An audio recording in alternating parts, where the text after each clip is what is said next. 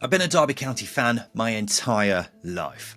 I was a season ticket holder for years and still regularly go to games. It's a club which has given me some of the best memories of my life. But over time you do start to realise it's a bloody weird club.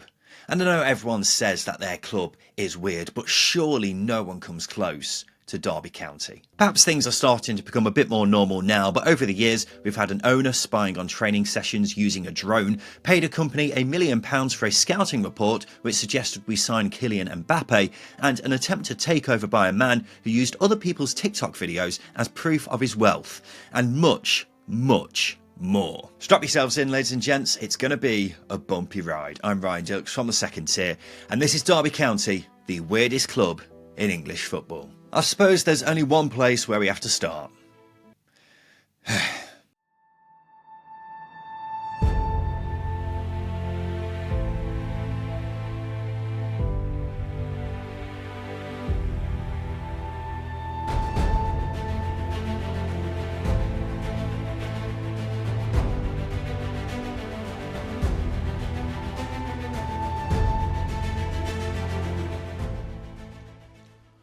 1 win, 8 draws, 29 defeats, 20 goals scored, 89 conceded, 11 points won. This is the infamous season which has haunted Derby County fans for nearly 20 years now. Whenever a team has a crap start in the Premier League, they go, oh, maybe this could be the year that they break Derby County's record. No, they won't. No one's breaking that record. It's ours for the rest of time. The 2007-08 season.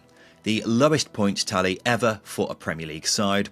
We also broke or equalled all these records that season as well. But despite their miserable results on the pitch, did Derby still keep their dignity intact? Yes, it was embarrassing getting smashed every week, but did they at least keep some pride? Now, you either know what this image is or you don't, and if you don't want to know. I've also got to consider monetisation with this video, so let's quickly move on. So a pretty glum season for all involved at Derby County, and one that the fans have never lived down and probably never will. But let us now fast forward a few years to a proper golden age. One which has never been matched by any club across this land, and one which could never possibly be matched. Ladies and gentlemen, I hope you're ready. Welcome to the banter era. 'Cause you had a bad day, you take it one down, you sing a sad song just to turn it around. You say you don't know, you tell me don't lie, you work on a smile and you go for a ride. You had a bad day, the camera don't lie, you're coming back down and you really don't mind. You had a bad day, you had a bad day. It's amazing how you can pinpoint the exact moment where everything started to go wrong for a club. Derby were beaten in the 2014 Championship playoff final by QPR thanks to a 91st minute goal by Bobby Zamora. It was QPR's only shot on target in the entire game. Shortly afterwards, Derby were taken over by local businessman Mel Morris, and it's astonishing how quickly the banter era began after this point. In an attempt to make up for the missed opportunity of the previous season, Derby would spend £3 million on midfielder George Thorne. 5 days after signing, he would be ruled out for 9 months with a knee injury. Derby would also sign a Spanish defender called Raul Albentosa. He would play just 8 games in a year and a half. One of the reasons why is because he had back problems after leaving his orthotic insoles in Spain. Derby did make some good signings that season though. They got in the likes of Tom Ince, Darren Bent, Leon Best. Derby would find themselves in the top 2 in March, but just 2 wins from their final 13 games meant not only did they miss out on promotion, but they would miss out on the top 6 entirely. They needed just a point on the final day to secure a playoff place and lost 3-0 to Reading. Steve McLaren, who was the manager at the time, would be sacked for this catastrophic failure at the end of the season. He would be replaced by Carlo Ancelotti's assistant at Real Madrid, Paul Clement. Now, he was a highly rated coach, and on Boxing Day of the 2015-16 season had Derby sat top of the Championship. Things were going great, and 7 games later, he was sacked. Why? Mel Morris said the team weren't playing the Derby way. To this day, no one really knows what the Derby way is, but I can only assume it has nothing to do with promotion. Paul Clement will be replaced by Academy Director Darren Wassell for the remainder of the season, the highlight of his reign being 3-0 up away at 22nd place Rotherham up until the last 5 minutes, and somehow drawing 3-3.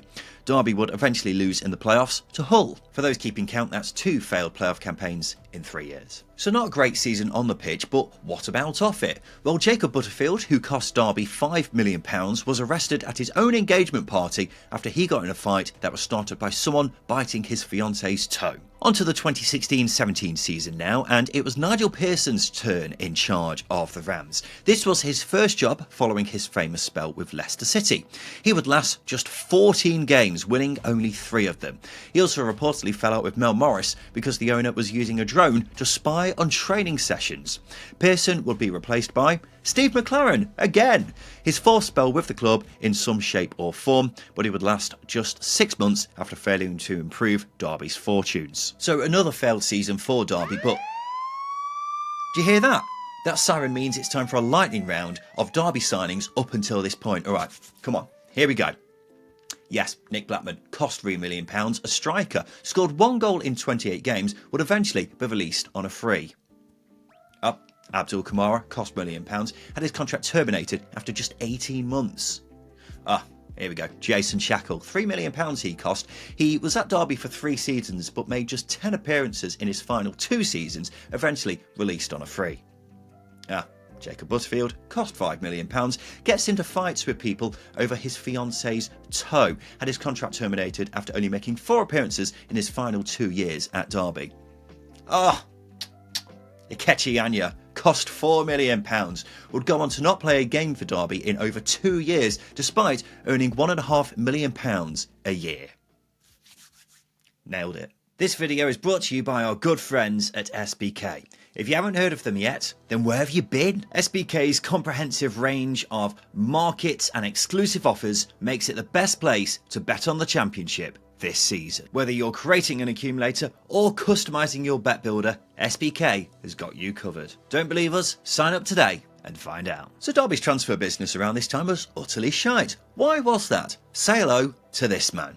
No, it's not Stone Cold Steve Austin, it's Sam Rush, who was club chief executive at Derby for nearly 5 years up until May 2017. As well as being a key factor in Derby's terrible transfer business, he also reportedly paid £700,000 to Paul Ince's wife for what were called scouting services, whatever that means. But the highlight of his reign has got to be allegedly paying a company £1 million to get a scouting report of players in France. That report recommended they signed Kylian Mbappé and Ousmane Dembélé. And no, this wasn't when they were still somewhat unknown, this was when they were 2 of the best players in the world. Gary Rowett was the next manager through the door at Derby and took charge of them for the 2017-18 season. One of Derby's less weird seasons, it's got to be said, the highlight probably being their game against Cardiff being postponed for snow when it looked like this around Pride Park. Derby only had 10 players in training that week and would go on to win the rescheduled game 3-1.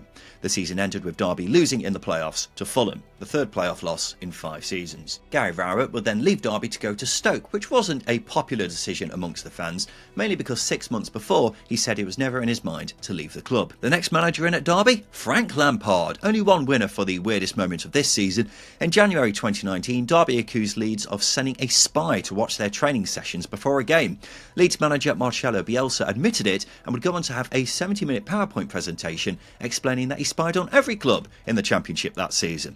Leeds would go on to win that game 2-0. Also, honourable mention for Ashley Cole joining Derby that season, because why not? Derby would then face Leeds again in the playoff semi-finals and somehow won at Ellen Road despite losing in the first leg 1-0. However, Derby would again lose in the playoff final to Aston Villa. 4 failed playoff campaigns in 6 seasons now. Frank Lampard would leave Derby to go to Chelsea. He would be replaced by Philip Cocu for the 2019-20 season. Here's a before and after of what he looked like at Derby. And I don't blame him, because this might be the weirdest season of all. There's a lot to get through here, so get ready. This season saw Derby sign Wayne Rooney. It was reported that the shirt sponsor 32 Red were paying his wages, although that was denied by the club. Middlesbrough would try to sue the EFL this season after accusing them of not punishing Derby for breaking financial fair play rules. It's after Derby sold their stadium to the owner, Mel Morris. Derby players Tom Lawrence and Mason Bennett were found guilty of drink driving after a crash. It turned out club captain Richard Keogh was a passenger in the car and would suffer an injury which kept him out for a year. Tom Lawrence and Mason Bennett would carry on playing for the club. Richard Keogh was sacked. Yes, you didn't mishear me there. Derby paid £10 million for Christian Bielik this season, a club record signing. He got injured in a reserves game and wouldn't play again for nearly a year. Mason Bennett, yes, him again, is forced to apologise after filming a video of him driving past Pride Park and saying, "Fucking burn. Fucking burn." Derby defender Andre Wisdom was stabbed in the head and buttocks during a mugging in Liverpool. He would go on to make a full recovery and even play for Derby once again. And finally, a businessman called Henry Gabay would loan Mel Morris £81 million. Months later, Gabay would be jailed for being involved in a tax scandal. I hope you fully understand where I'm coming from at this point. It's the weirdest club in the country. Surely no one comes close to this. Everything I've mentioned in this video so far, apart from obviously that Premier League season, is in a 6-year period. Oh, and don't get me wrong, we're not done yet, folks. The 2019-20 season was fairly uneventful on the pitch for Derby, but heading into the 2021 season, the club were really starting to feel the effects of their years of big spending. Mel Morris had lost millions upon millions of pounds trying to get Derby into the Premier League and was now trying to sell the club after effectively giving up. What would follow would be several occasions where players weren't paid on time while waiting for a takeover to happen. What's even more incredible is the type of people who came close to buying Derby. The first person to come along was a sheikh from the Middle East who was said to be a cousin of Man City owner Sheikh Mansour. After 6 months of waiting, it doesn't happen and Derby move on. Next up was a Spanish businessman called Eric Alonso. He was just 29 years old and described himself as a boxing world champion. When he was unable to provide proof of funds to the EFL, he posted a video on Twitter of a £42 million mansion. The only issue is that exact same video was actually originally posted by a Los Angeles real estate agent on TikTok. The final person who came close was American businessman Chris Kirchner. After 2 months of looking like being the man who would save Derby County from extinction, he suddenly pulled out at the last minute. 2 years later, he was jailed for 20 years for fraud. Back on the pitch, and Derby's financial problems had left them fighting to stay up. Philip Cocu was sacked and replaced by Wayne Rooney to give him his first job in management. He eventually saved them from relegation in his first season, but in his second season, Derby were deducted a total of 21 points due to the ongoing financial issues, including going into administration. Despite actually winning enough points to finish 17th, the points deduction was too much of an obstacle to overcome, and Derby were relegated. So there you have it, 4 occasions in 6 years where Derby failed in the playoffs, and 3 years later they would be relegated.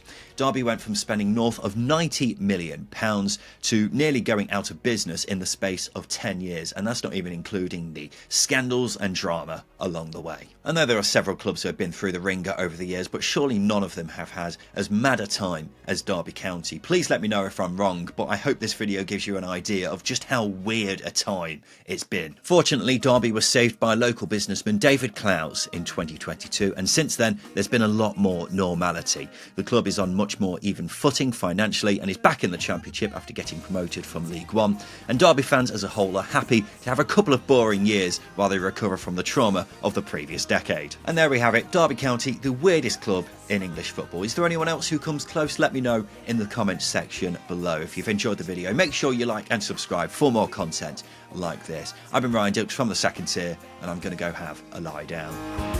You had a bad